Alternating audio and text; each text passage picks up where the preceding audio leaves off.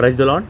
ప్రతి ఒక్కరికి ఏదో ఒక తలాంతో దేవుడు ఆశీర్వదిస్తారు. కాబట్టి ఆ తలాంతో మనం దేవుని దగ్గర ఉపయోగిస్తున్నామా లేదా మనము ఒకసారి చూసుకోవాలి. న్యాయాధిపతి గ్రంథము 9వ అధ్యాయము 8వ వచనంలోని ఇలాగ రాయబడి ఉంది, మాకు రాజు కావాలి అని చెప్పి చెట్లని అనుకుని మొట్టమొదటిగా వెళ్ళి ఒలీవ చెట్టు దగ్గరికి వెళ్ళిందంట. ఇదిగో ఒలీవ చెట్టు, నువ్వు మా చెట్లన్నిటికీ రాజుగా ఉండొచ్చు కదా అని అడిగిందంట. అప్పుడు ఆ ఒలీవ చెట్టు అన్నదంట, దేవునిని మానవులను దేని వలన నరులు సన్మానించుదురో ఆ నా తైలము నీయకమాని చెట్ల మీద రాజునయ్యుండి ఇటు అటు ఊగుటకు నేను వచ్చేదనా అని వాటితో అనెను. ఇదిగో ఒలీవ చెట్టు దగ్గరికి వెళ్ళినప్పుడు ఇదిగో దేవుణ్ణి మనం గణపరచాలి కదా అని చెప్పి ఆ చెట్లన్నీ బుద్ధి తెచ్చుకొని దేవుని దగ్గరికి రావాలి కదా.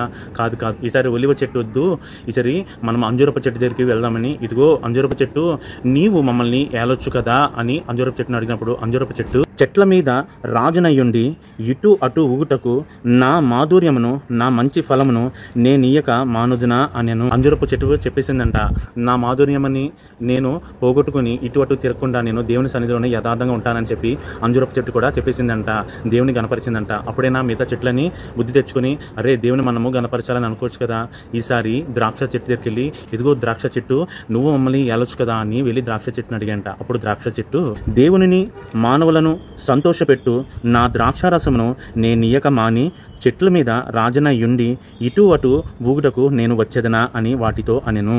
మొట్టమొదటిగా ఒలివ చెట్టు, తర్వాత అంజూరపు చెట్టు, తర్వాత ద్రాక్ష చెట్టు, ఇవన్నీ మేము ఇలాగ ఆశీర్వదించబడ్డామంటే కేవలము దేవుడే. కాబట్టి మేము మిమ్మల్ని ఏళ్ళలేము అని చెప్పేశారు. అప్పుడైనా మిగతా చెట్లని బుద్ధి వచ్చి అరే దేవుని మనం గణపరచాలి అని అనుకోవచ్చు కదా. ఈసారి ఏం చేశాయంటే వీళ్ళెవరు మన మాటలు వింటలేదని చెప్పి ముళ్ళ చెట్టు దగ్గరికి వెళ్ళాయంట.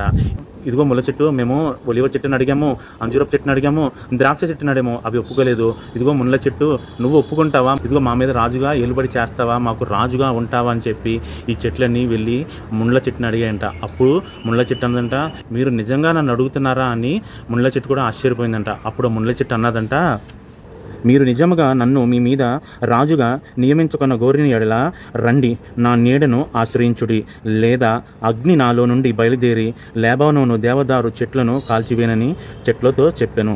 నువ్వు నన్ను ఏలవా, నువ్వు నాకు రాజుగా ఉండవని చెప్పి మనం అడుగుతాము. దేవుని నువ్వు గణపరచాలి.